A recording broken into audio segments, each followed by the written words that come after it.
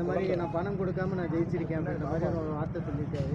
இன்னும் அரசியல் வாழ்விலேருந்து சில காலம் ஓய்வுன்னு சொல்லியிருக்காரு. இல்லை சார், அவர் அரசியல் வாழ் வந்து முழுமையாக மக்கள் ஓய்வு கொடுத்துட்டாங்க. அவர் ரெஸ்ட்டில் இருக்க வேண்டியது தான். அதுக்கப்புறம் அவர் 10 வருஷம் வந்து பார்த்தீங்கன்னா முறையாக செஞ்சுருந்தால் மக்கள் வாக்களிச்சிருப்பாங்களா, வாக்களிச்சிக்க மாட்டாங்களா? நான் கரைப்படையாத கைன்னு சொன்னவர் தான் எதுக்கு நீங்கள் பயந்துட்டு பிளாஸ்டிக் சேரை கொடுத்தீங்க? இது எல்லாருக்குமே தெரியுமே பிளாஸ்டிக் சேர் கொடுத்தாருன்னு சொல்லி. தேர்தல் அரசியல் களத்தில் பிடிஆர் அவர்கள் நல்லது செஞ்ச நீங்கள் 10 வருஷம் இந்த தொகுதியில் இருக்கீங்க, எதிர்கட்சி எம்எல்ஏ இருக்கிறீங்க, மினிஸ்டராக இருக்கிறீங்க. இன்னொன்று கேட்டிங்கன்னா எக்ஸ் சிஎம்க்கு வேண்டப்பட்டவராக இருக்கிறீங்க. மதுரையில் இன்றைக்கி எங்கே பகுதியில் நடந்தாலுமே காவா தண்ணி ரோட்டில் வருது. உங்களுக்கு தெரியாத ஒன்றும் கிடையாது.